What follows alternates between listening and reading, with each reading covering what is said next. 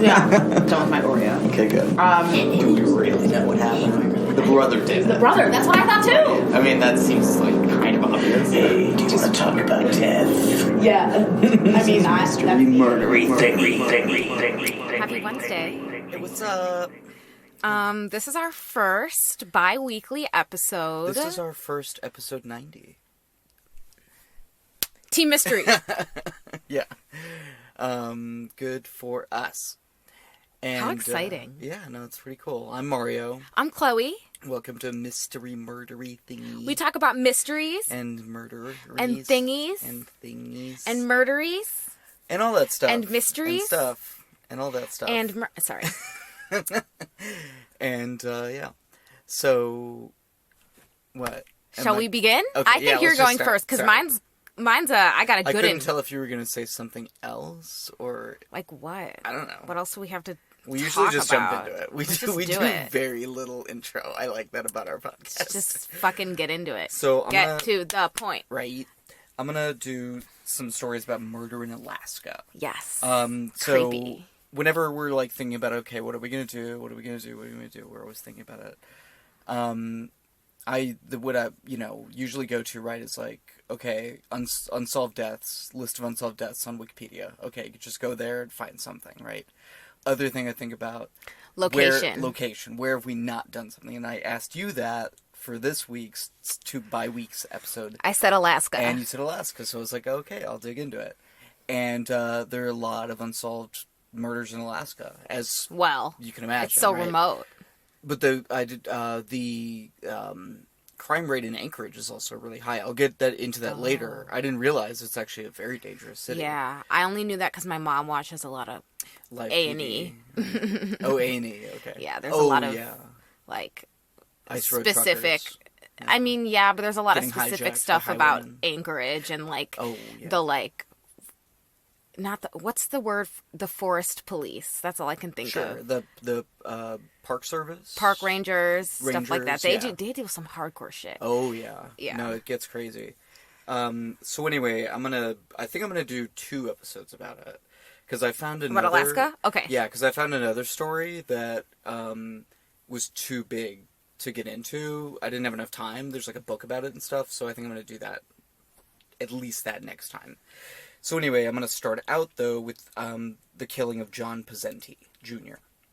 And John Pezzenti was, kind of a young man, going from his home in, I think it was Connecticut, in the Northeast, to Alaska, and I think he always kind of idolized Alaska, and I'm not sure that was why he went there, but I think it was part of it. But certainly once he got there in 1976, he just like completely fell in love with it.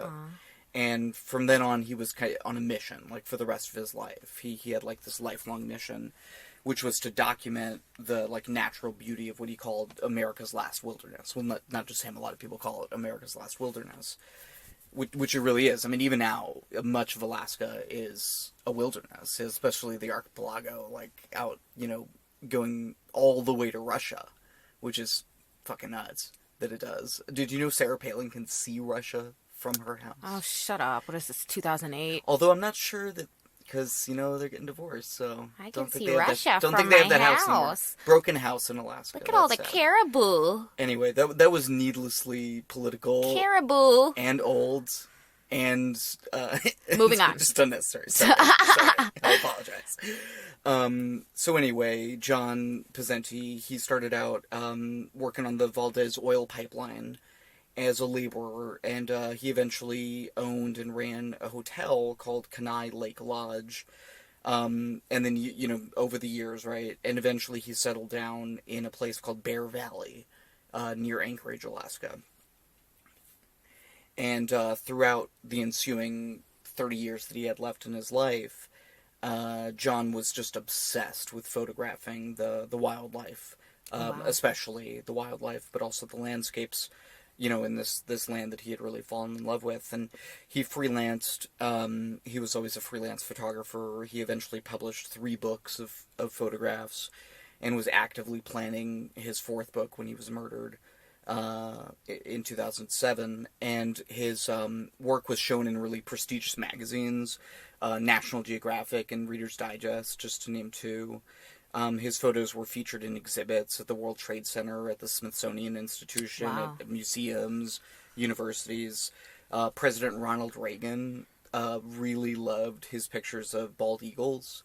And so much so that he hung multiple of them prominently behind the Resolute desk in the Oval Office while he was president. That's a huge honor. That's a big deal. Yeah, no, that's. I mean, you can't really get much more of an honor than that. Having know. something like literally up, like not only in the White House, in the Oval Oval Office, Office. behind the desk, Yeah. where everyone is going to see it. So to get these really like impactful pictures, they're like really made a big emotional impression on people. John would reportedly lie for hours and hours in the Alaskan backwoods, just like waiting for that exact right moment when the eagle was like right there on perfectly aligned with the sun, or when that wolf or bear or whatever was like tramping by. No thanks. Yeah, but that's like life for a freelance wildlife Photographer. photographer, Yeah. out in the backwoods of Alaska. And he loved it. He was just in love with that life. But of course, it was grueling, tedious at times, right? Sitting out in the woods and stuff, but also, of course, quite dangerous. When you start talking about literally, tigers and not tigers, but bears and wolves, certainly. I don't think there are any tigers. Lions, in tigers, Alaska. and bears. That's the one, except not the lions. But a lot of other stuff. So it's no coincidence then that his third book was titled "Shooting Bears: The Adventures of a Wildlife Photographer." Okay, good. Punny. Nice. Great title, I think. And he certainly could have died in any of those intervening 30 years of his, tramping out in the bush, most probably at the paws of a bear. But he didn't, thankfully. But tragically, John's life was not cut short by the animals he documented, but by some unknown human animal. What? By a person. That was needlessly... I'm just really getting into extraneous stuff in this episode. Sorry. He was killed. That's the upshot. And police detective Pam Perrineau of the Anchorage Police Department found John dead in his home in Bear Valley at approximately 9:30 a.m. on December 3rd of 2007 after receiving an anonymous phone tip. Oh. And according to the write-up from an America's Most Wanted episode, Detective Perrineau, quote, went inside and the home was so cluttered she couldn't tell if there were signs of a struggle. In the corner, 55-year-old John Pezzenti Jr. lay murdered, dead of a gunshot to the head. Whoa. Close quote. So, that first mystery, right, as to whether or not there really was like a fight or struggle or anything associated with the murder was just one of the many baffling and frustrating aspects of this case. After some investigating, Detective Perrineau said the following about the case, quote, "This is a real whodunit, and I'm stumped about the exact who is, but I am pretty convinced whoever done it is someone he knew well," close quote. And the reason she was so, pretty sure it was someone that he knew well was because John had apparently racked up a large number of debts, leading to a large number of enemies. And while his work was well known, he gave talks all over the country, as a wildlife photographer, he was not rich. He never got very wealthy off of his work. And consequently, he, like I said, racked up quite a few debts. He had a lot of unpaid, loans from friends and family, right? They just knew he was never going to pay them back. And also, he would not pay the people who worked around his property. Yeah, so pissed a lot of people off. Another angle to this may have been the presence of John's prescription of OxyContin, which he took for his chronic arthritis Valuable. pain. Yeah, so... Was it missing? Yes, those were definitely missing, and as we know, over all the many, many years that we've all been dealing with this crisis, right, OxyContin is really addictive and, like I said, quite valuable as a street drug. So perhaps he was killed just, for that and whatever little money he may have had on him, or maybe the murderer simply took the OxyContin pills to pay down the debt that John owed him, right, in this hypothetical scenario. In any case, like I said, frustratingly little details have been released by the police, even more than a decade later, as the police say that they are still holding out hope that they will find the killer. And they want to have those details to hold back. So if they're questioning them, they can say, like, well, this detail, and if they don't know, then it could be a false confession, somebody just trying to get, publicity or whatever. It happens, surprisingly often, and for other reasons, So, yeah, there's just very little out there about this case, and you'd think there would be more. But anyway, a follow-up article from 2016 quotes another police detective from Anchorage, Slav Markowitz, on what Slav and the department had ascertained up to that point. Quote, "We never really had a good understanding of why he was killed.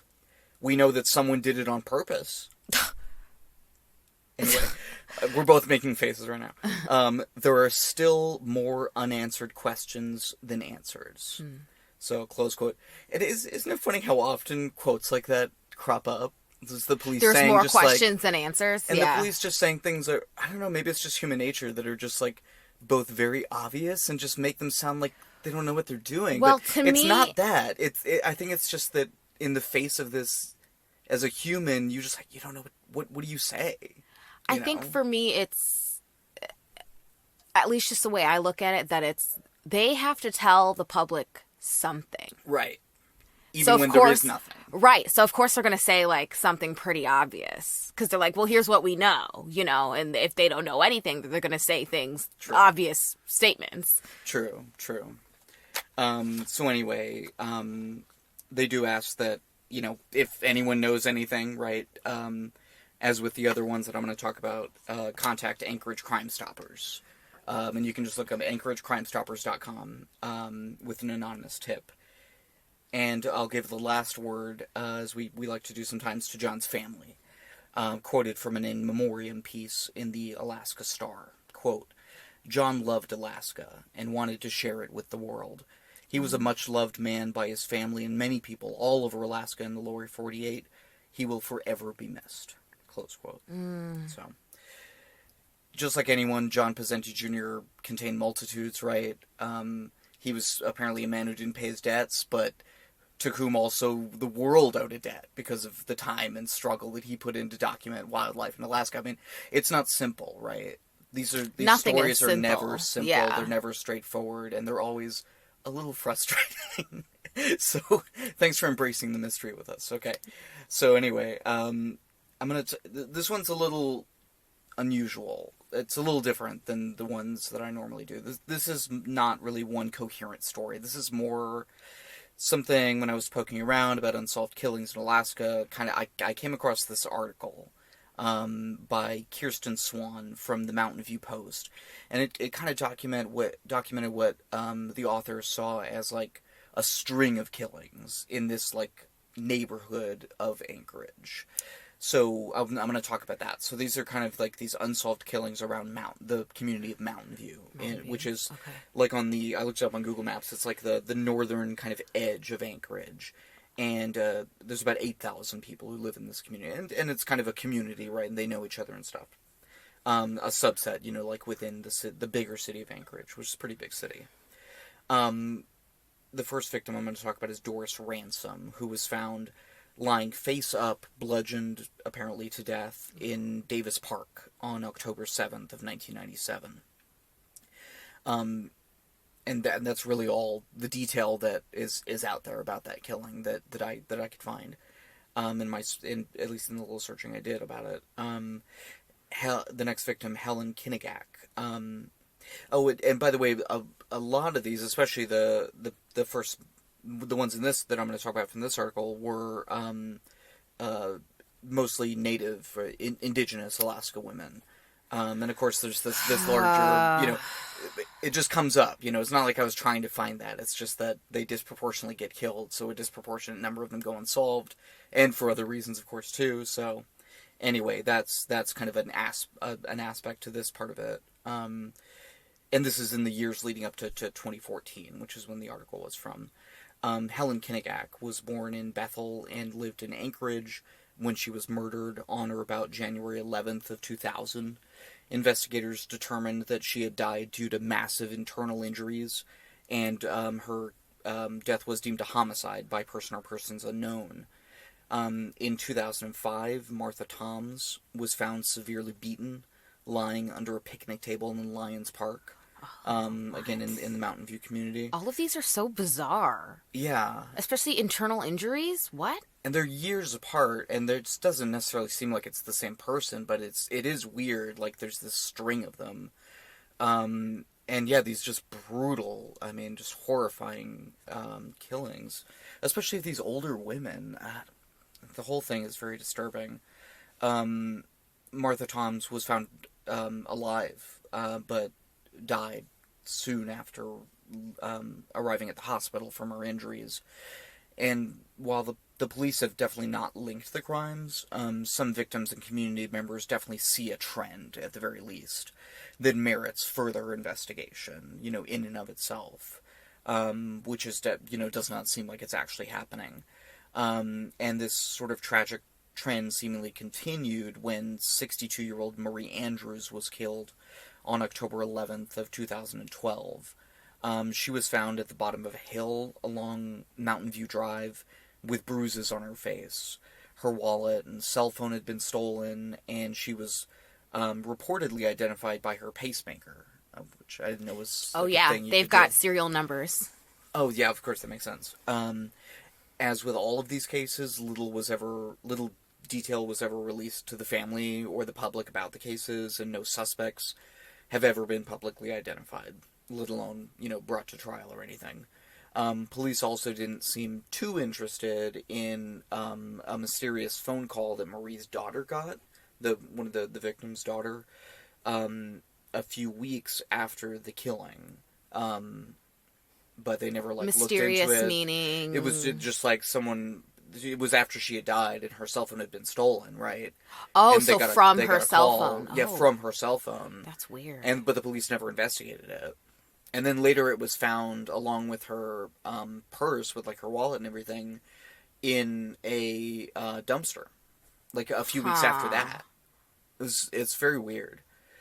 And then on October 15th of 2014, another woman, Irma Williams, was found killed in Mountain View, again near Lyons Park. So again, this is all in this, one, neighborhood. Marie Andrews' niece, Georgia, describes the mood in the community after the then most recent killing. Quote, "When this happened, all we thought there was something going on. There are too many elderly native ladies in Mountain View that this is happening to." Yeah, what? It's weird. And it's not only in this community, it's in this, subset of this small, community within Anchorage. It's very mysterious. And like I said, just creepy. Is there, something in the water? Or, So, yeah. It's, also kind of plays up this, reality in the statistics, right? That the killings, violent death is more, prevalent among this community. Not only in Anchorage, but among, Native women, especially. I'm saying like a billion times in this episode. It's okay, keep going. So this is also the episode where I critique myself a lot. Too much, I'd say. And then I go on. And since, like John Pezzenti's killing, the police have chosen to, again, release frustratingly little detail, it's really hard to know just how thorough of an investigation was done in any of these cases. It's just hard to tell. I'm not saying that they didn't. Maybe they did. We just don't know. It's just they're not telling us. Yeah. So there's no way to check. Yeah. After Kirsten Swan's article, further in time, I found a few more recent killings in the Mountain View neighborhood as well. Wow. It's still happening? Oh, yeah. On October 28th of 2018, around 2:40 a.m., Jenna Del Kitty and a friend, Dejani Hale, were both shot by an unknown assailant from a dark-colored sedan. They had just arrived home from a night out, and were literally entering in the code for the apartment. And, about to enter it in and turn the knob and walk inside when they were shot. Oh, my God. Both were hospitalized, but Jenna, unfortunately, did not survive. Again, little detail was released by the police, but the families believe that there may have been that these victims may have been in the wrong place at the wrong time. There was a sense that they weren't the intended victims, right? If there was intention, that it wasn't necessarily toward them. So, which makes it even more difficult to solve, right? So, Dejani described her feelings after her friend was killed to the Anchorage Daily News. Quote, "So many shootings, so many reckless people. These people who did this are still out there. It pisses me off. I mean, honestly." Close quote. Yeah. I identify with that quote strongly. That was the best quote of all the ones that I read. I think it just really cuts to the heart of it. I mean, yeah, exactly. What the fuck? What the fuck? What the fuck is going on? Ooh, it's too much. It's very unsettling. It's weird. It's not normal. Ooh, I'm intrigued. Yeah, there's apparently a lot of mystery going on around this. So apparently the carnage in the Mountain View neighborhood also is unfortunately emblematic of, like we were talking about earlier, a kind of wider and growing issue of violence in Anchorage. After the homicide rate, after staying fairly steady for several years, from 1996 to 2014, even kind of dipping down a little bit, shot up after that in the past few years for some reason. I mean, do we ever really know what causes trends in violence? No, not ultimately, but I mean, I guess, people have different theories, but of the 28 cases of homicide in 2014 that they documented in this piece in the Anchorage Daily News, a quarter were unsolved at the end of that year. And of course, that's not even counting the ones that I talked about earlier, right, that remained unsolved from previous years. So obviously there are a lot of unsolved killings going on as well. Although that's not the worst clearance rate that I've ever heard of. Yeah. Far from it, but it's not good, And I think even one of the officers even said it in here, one unsolved killing is too many. Exactly. So, but also just the fact that so many are happening in general, even if they are being solved. So anyway, yeah, that was pretty much it. Wow. So, yeah. I didn't know. I mean... And I guess that's a mystery, too. Why has there been this uptick? Yeah, what's going on in Anchorage? Exactly. I'm not really sure. I do not have enough information. Wow. And you said there was episodes of America's Most Wanted. Is it just the killer? They just looking for the killer? They're just looking for information, this person is wanted? Or they have, a name and a face, and they're find this person? There was no one person or face or anything. Okay. But I also did not get to watch the America's Most Wanted episodes, because I could not find them on the internet. Yeah. Which was unfortunate. I spent a long time looking. But I did find an America's Most Wanted summary quoted from their archives by America's Most Wanted fans, an unofficial page for America's Most Wanted and In Pursuit with John Walsh. I did find that. Okay. All right. Read it to me. That's my first source. No, that was one of my... that was one of the sources? Yeah. Okay. My other sources, Mallory Peebles, Rebecca Polsha, and Derek Meyer at KTUU, the NBC affiliate for Anchorage. Anchorage Crime Stoppers, their website, Alaska Star, Wikipedia, the John Pezzenti page, Michelle Theriault Boots at Anchorage Daily News. Wow. Now it's your turn. It is my turn. Okay. It's fun to take turns. I don't know if you So knew that. I'm going to start with my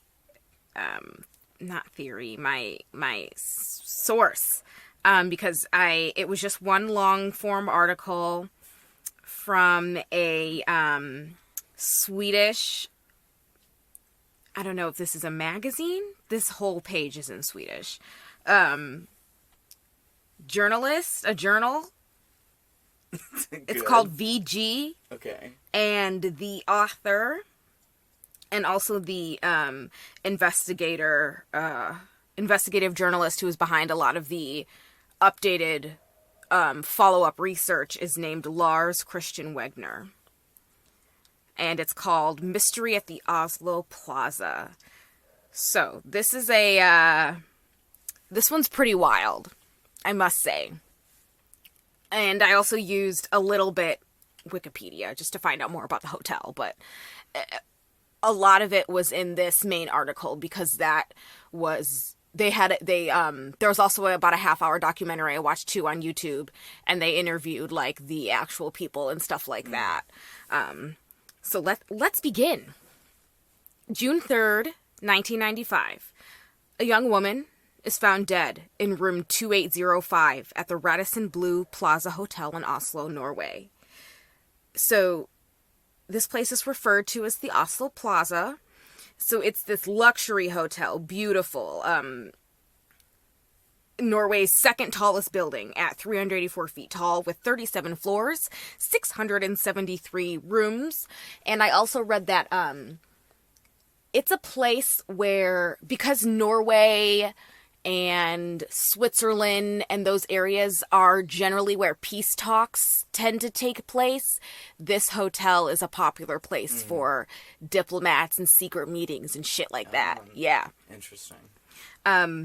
So this woman checked in actually with two people. Checked in as a couple with the name Jennifer and Lois Fergate. And we'll get into that later. So I want to start at the beginning, 3 days before she was found dead. Sasha Renee Anonsen, the receptionist working at the time, checked her in. So they recreated it in the documentary, actually. And he says that she was alone at the time of check-in. And so it was an extremely busy day, very, very hectic. They noticed her a few hours later as well, standing near the elevator by herself, maybe waiting for something.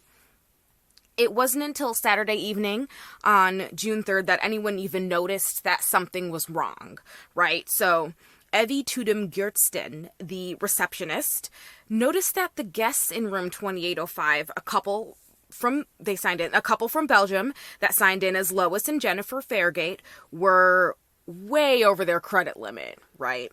So she's going through records, notices this. There's no credit card on file, but they've been putting things towards the room tab. So what they do in this case is they send, which I thought was interesting, send a message that appears on a TV screen that says, please contact cashier. And you have to press OK, like on the remote control, for that message to go away. And they pressed OK. It was received like immediately, and it was pressed. The message actually had been sent to the room twice before. The first time, nobody responded. The second time, somebody responded about 10 minutes later. And this third time, this last time, they responded pretty quickly. And it's, so they've been here for 3 nights now, and they haven't paid anything. Strange. Especially in a hotel such as this. Mm-hmm. The room hasn't been cleaned since before check-in, and there's been a do not disturb sign hanging on the door almost the entire time. So Gjertsten contacts hotel security. She feels like there's something wrong here. Yeah. Especially if they've contacted them 3 times and there's no pay. Lots of red flags going up. Yes. I also want to note that in the 30-minute YouTube doc, Evie Tudum Gjertsten talks and says she remembers that there was a man there with the woman. But Anonsen says he remembers her being alone, but he also admits that he's not quite sure. Gjertsen's witness statement also mentions seeing the plaza woman with a man who had dark hair, was just a bit taller than her, but she also can't remember if she saw the man with the woman when she checked in or later when she came to the front desk to exchange currencies from dollars to kroners, which kroners? How do you say that? Which I guess is pretty common in that area. So she calls security. The security guard named Epson Nace answers the call, and he heads up to the 28th floor. He knocks on the door, and a few seconds later, he hears a bang, and he thinks it's a gunshot. But in the article, we also talked about how the walls were pretty thick and the door was heavy, so it was like muted. Muffled, yes, thank you. He waits a few minutes. He doesn't go inside. He doesn't say anything over the radio either because he didn't want to alert the entire staff. But he goes back to the guard station, phones the police, and he alerts the head of security. The head of security goes upstairs, knocks on the door, waits. After a few minutes, he opens the door with his key card. And he notices that it was double locked from the inside, meaning only security could enter the room, not employees. So, and I'll talk a little bit about that later. And he finds a dead woman lying in an unnatural position on the edge of the bed, laying on her back, her legs hanging off the edge, her arms were up, and there was a bullet in her head. Pool of blood everywhere, all over the place. The telephone, the nightstand, it was soaked through the blankets and the mattress. There was some on the ceiling, up the walls. She had blue eyes, dark hair that was cut short. She weighed around 147 pounds, was 5'2". Her fingerprints gave no matches in the Interpol database. She had a relatively expensive dental work done. When they examined her teeth, there was like gold and porcelain. This type of dental work is really popular in the United States, and it was sometimes seen in European countries, including the Netherlands, Germany, and Switzerland, and they think she was from Germany. The police arrive about 30 minutes later.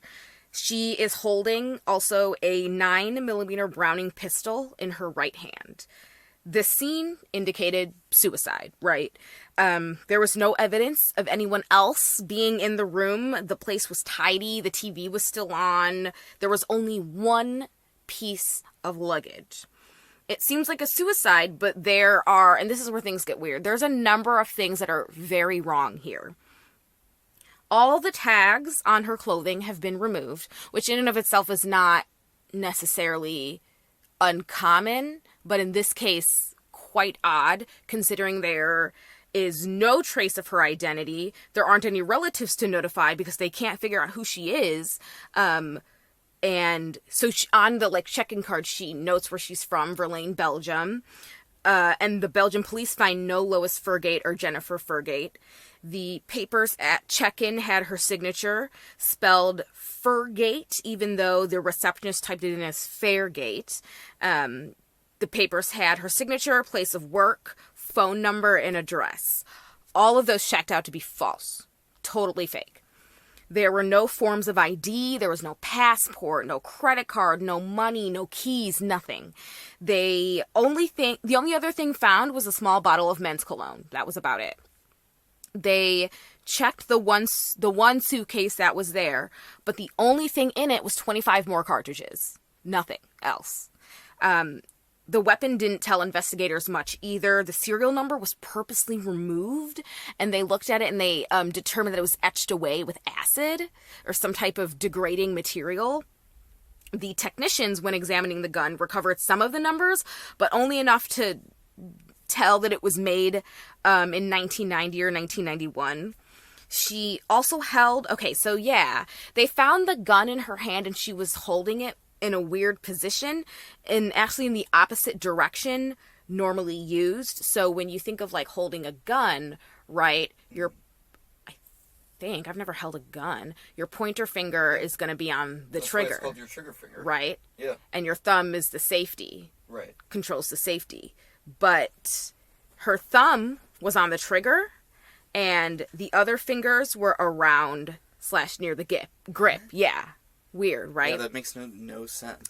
The autopsy revealed that the bullet had gone straight through her head, through the bed, down to the floor. There was actually 2 shots fired, and that were found at the crime scene. There was one that was fired at a pillow into the mattress, and the other was the one that went into her head. So the police looked at it, said suicide, and that was like a test shot, maybe. But then also, why were there 24 other, cartridges found? Yeah. It was also suggested that the woman was around 30 years old, and this was at the autopsy, plus or minus 5 years. And note that more recently, I want to note that a little bit of an update. It was discovered that she was actually much younger, about 20 to 25. I think they put that through in 2017. So she the check-in card, she checked in as being 21 years old. The autopsy also indicated that there wasn't any blood or gun residue found on her hands at all, which is also unusual. It's not unheard of, but in this case, when there was blood all over the place, there wasn't any found on her hands. And so they actually took skin samples and they sent that out for testing, and there wasn't any gunshot residue or anything like that. There was no alcohol. No alcohol was shown to be in her system, but they didn't test for narcotics either, or any other type of drug like antidepressants and stuff like that. She first called in to book the room on May 22nd, so a few weeks before. And then she called in again on the 31st to change the date to that very evening, and told the receptionist there that there would be 2 people checking in. She checked in at 10:44 p.m., which, like I said, was a very hectic time, and I'll kind of get into that right now. So the Oslo Plaza was a luxury hotel, and at that point it was fairly new. I think it was made in 1990 or 1991, and the last flights of the day landed almost simultaneously at Fornebu, the main airport, the international airport for Oslo. So at that time, many, many guests would arrive all at once. And furthermore, there was also lots of flooding in the east of the country, as well as a protest going on. There were people on strike.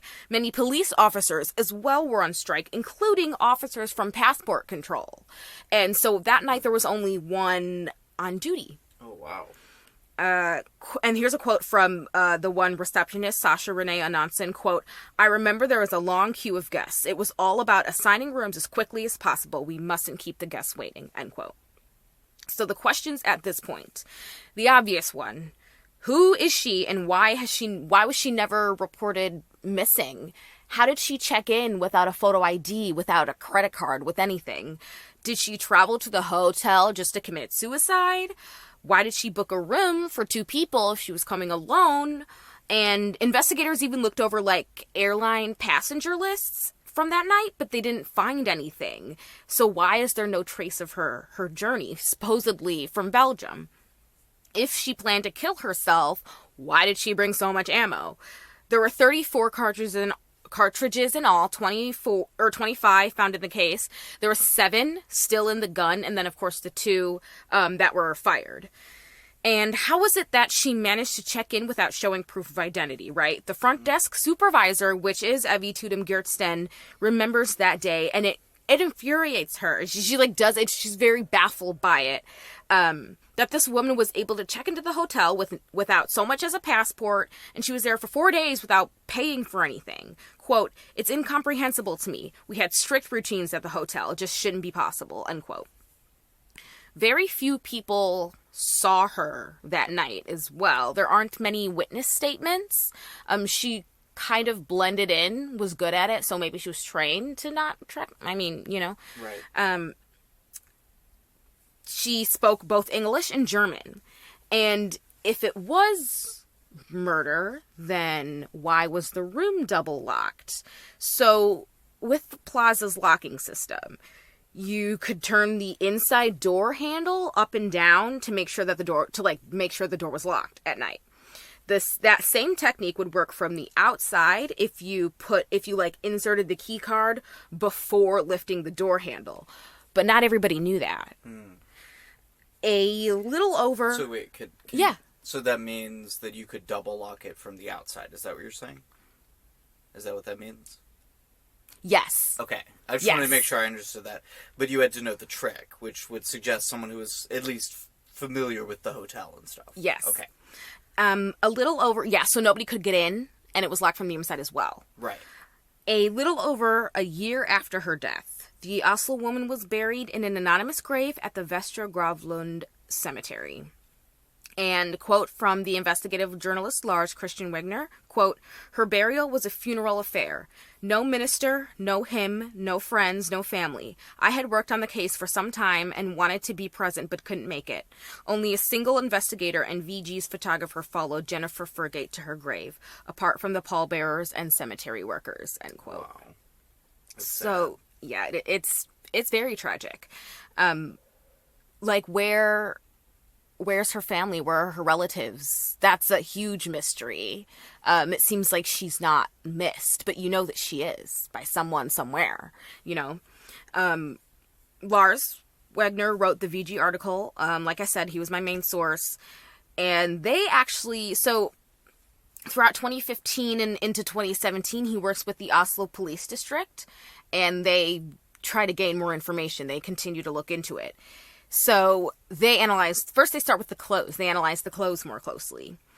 It's not uncommon to, like I said, it's not uncommon to remove tags from clothing, but when put in this context, it is strange. Only one tag was found, and that was on a gray blazer from a German brand called René Lazard. A green travel bag was found with more clothes in them, but there was still no passport, still no money, there was no makeup, no toiletries, nothing. And like I said, only that perfume. And I didn't write down what it was called, but it was described like on the bottle as being like powerful and masculine. Like literally that's like what it said. So that's also like a question mark, like if there was someone else with her. Mm-hmm. A sweater, black leather jacket, sleeveless blouse, and that blazer were found on the baggage shelf. The travel bag contained black pantyhose, 3 bras, and a silk top. The woman she was wearing when she was found dead was all black: shoes, pantyhose, bra, pajamas, shorts, and a black cotton jacket. So when Lars studies all this, he's like, okay, I think we need a female outside perspective, right? So he goes to his female colleagues to get an outside opinion, and all 6 of them asked the same thing. Where's her underwear? Right? Hmm. No underwear was found, and the only bottoms she had were the silk pajama shorts. There were no skirts or pants or jeans or anything else found. So obviously there's something missing, right? Presumably. And she had been there for 3 days. Yeah. Yeah. The only thing that indicated quantity of stay was the bras. There were 3 bras. Yeah, it doesn't sound like someone who's on vacation or staying It sounds very weird and planned. Like it was something different, which again just makes it seem like a spy. I mean, it's just like, it seems like spy shit. It's very baffling. Yeah. So, did someone take her things, or did she throw them out, perhaps before committing suicide? The police documents don't say anything about, like, searching the hotel for clothes that were put in the trash or anything like that. The documents, and, like, we don't know if any lost bags or suitcases were found at the plaza either. And, again, not many people witnessed her in the first place. Kirsten Anderson, a worker in charge of room service, mentions in her witness statement that she thought that the woman was a flight attendant. So it was common for flight attendants to be there.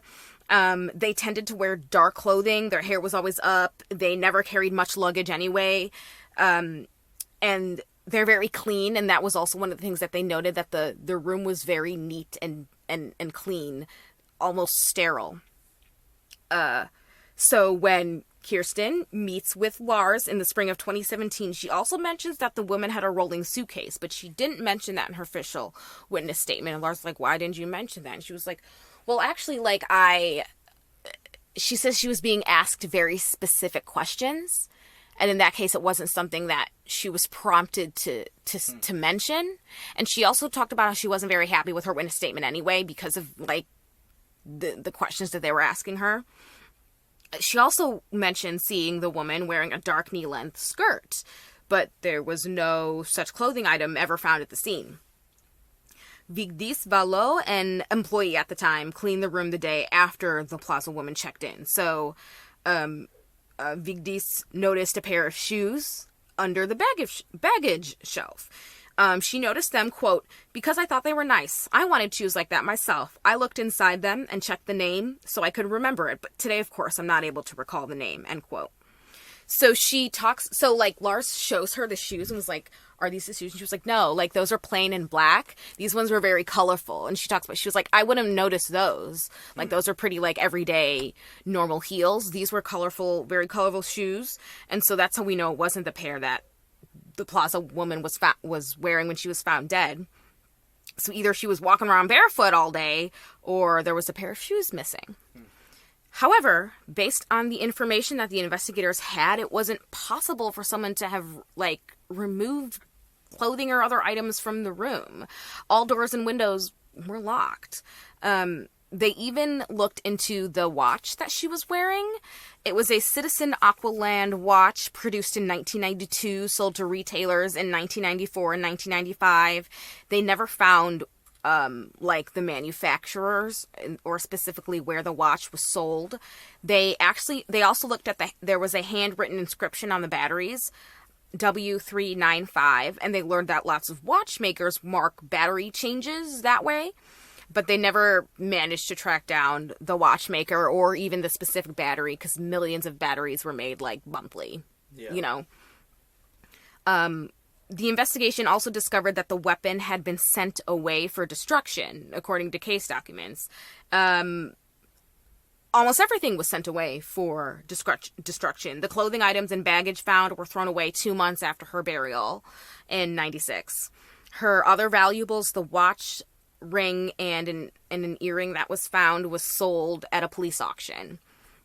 Although the gun was ordered to be destroyed, it was actually found on display at Kripos, the National Criminal Investigation Service, because they needed an example of a gun whose serial numbers had been removed, so they kept it and had it on in a case.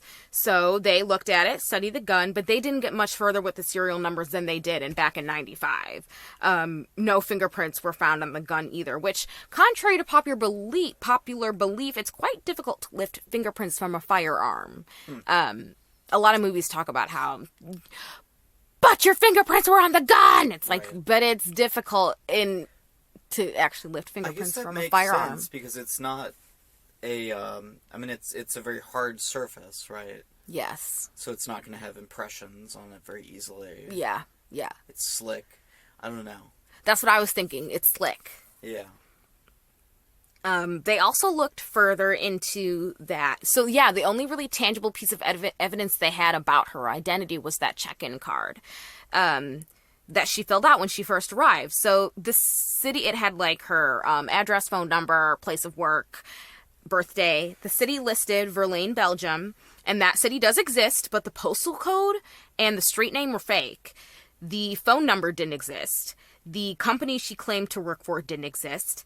It was titled Service, and the only connection that they found, like, maybe, was that there is a big company in Belgium called Cerberus, but I mean, that didn't really lead anywhere. 2 numbers were dialed that night as well. Identical, except for 1 digit. But nothing came up because the records indicated that, like, no one ever answered the phone. So, like, she called somebody, but there was never actually a conversation held.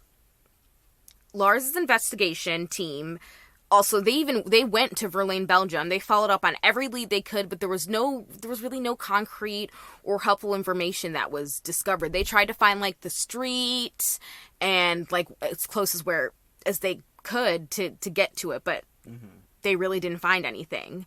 And when talking to one of the local investigators, they learned a possible reason as to why she was never reported missing. And Lars talks about how he never thought of this. Quote, until the mid-90s, we had 2 different police authorities in Belgium, the police and the gendarmerie. Is that right? Germandery. When someone reported a missing person, they were almost always told to wait 24 hours because many people turned up within the first full day. Communication between the two services was not perfect. The Dutroux case changed everything, end quote. The Dutroux case. Belgian Marc Dutroux was sentenced to life in prison after kidnapping, torturing, and sexually abusing 6 young girls in the mid-90s. 4 of the girls were killed. It was a very popular case, so it's possible that if there was some kind of missing person case filed, it was overlooked. 2 of the girls were actually kidnapped in the area, June 24th, 1995, which is about 3 weeks after the Plaza woman's death. And like I said, missing person cases were handled differently back then, and that it was the Dutroux case that changed that rule, and many others. So the investigators at the time only talked to some of the guests that were staying in the neighboring rooms, but Lars's investigators did some more digging. They found that, and this is very, I didn't know what to make of this. They find a man from Belgium that he was staying in the room that was his door was facing her door, so they were across from each other. Police documents say he was in Oslo for work. He stayed that Friday and Saturday. They called him Mr. F. They said they called him Mr. F because he lives in the French-speaking part of Belgium. When they tried really, really hard to get a hold of him, and this was back in the 90s, so the email address was not active, neither was the phone number. It took a while for them to get a hold of him, and when they did, he refused to talk. They found out where he lived. They went over there, still refused to talk. After a few days, Mr. F calls Lars, and they're actually standing outside his house. And Mr. was like, okay, what's going on? Why do you guys keep talking to me? And so once they finally get him to talk, he says, quote, I remember it well because they asked me about it at the front desk when I checked out. Someone asked if I had heard or seen anything since it was in the same corridor, but I slept well that night and knew nothing about it, end quote. However, there's a discrepancy here.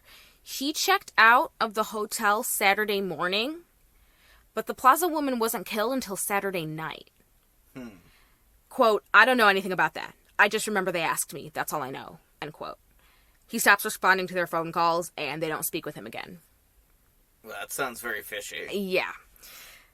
When studying the timeline of her stay, so I thought this was pretty cool investigative work. They looked at, the key card check-ins, and they had specific times and stuff like that.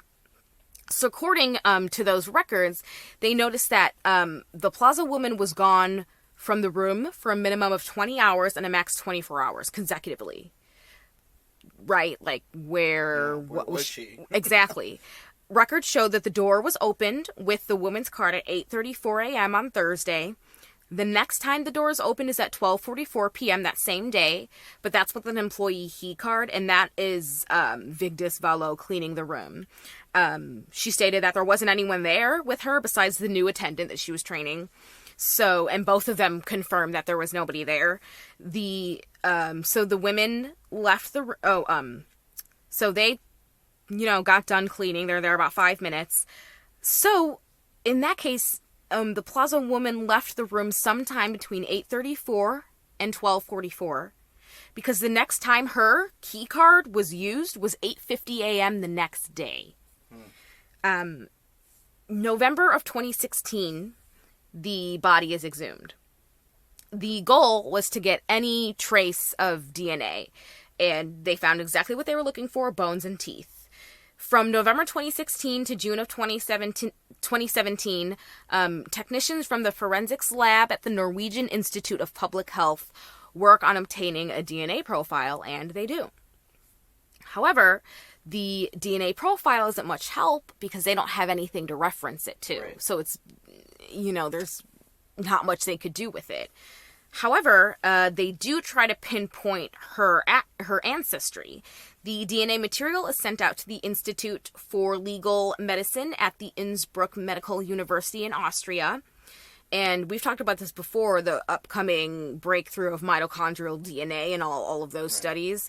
Genealogical DNA. Yes, mitochondrial. Mitochondrial, yeah. Says that she's most likely European. In May of 2017, Knut Andre Stjastad, a chemist at Kripos, takes the Plaza woman's teeth to the Department of Earth Science at the University of Bergen.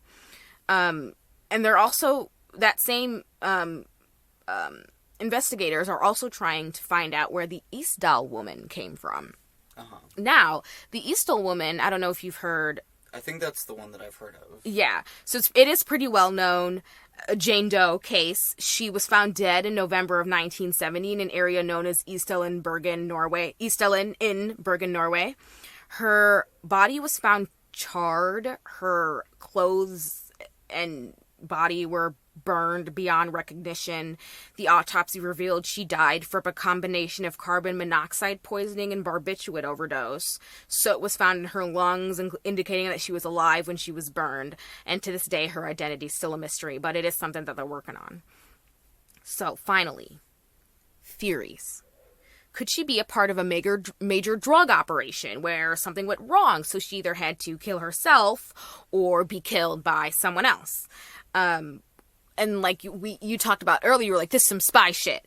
Was she some type of spy? Did she work for some type of intelligence service? So that's why she had to remove all clues to her identity. Was she some kind of professional assassin who had come to Norway to kill somebody?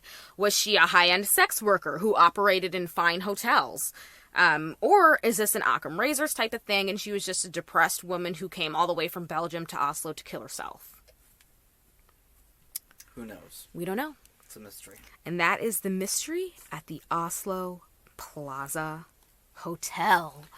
Ooh. Ah. So that concludes today's mysteries. This concludes. Mario, what time is it? And that's the way it was. It's 6:32 p.m. on Wednesday, October 9th. I meant it's time for in the Central weird Time Zone. shit in the news. Good, you're getting Yeah. it now. This is Yeah. episode 90. You're catching on. No. Okay. I'm still Go. catching on. I want to hear I'm what gonna you get- found. I found something, and I found it, and here it is.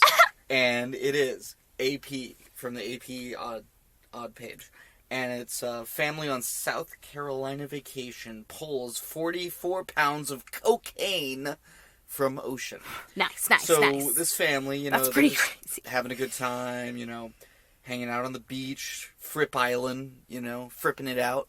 What does that mean? And that's where it was, Fripp Island, South Carolina. Oh. And they see this weird bobbing trash bag in the ocean, and of course they're like, well, we got to see what this thing is. I would have just left it alone, honestly, but they felt compelled to take it in their golf cart, and then to their rental car, and then back to their hotel, and then ripped it open. And what they found was a lot of white powder. Ah! Yeah, 44 pounds of white powder. And the authorities assessed the cocaine's value at more than $600,000. Okay. Okay. And officials are working to determine its origin. Now, they said this doesn't frequently happen in their county, but they're blaming Hurricane Dorian for pushing it ashore, presumably from a more drug-filled county. I don't know.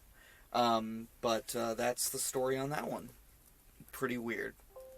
And you had an update, I believe. I don't know that it's an update.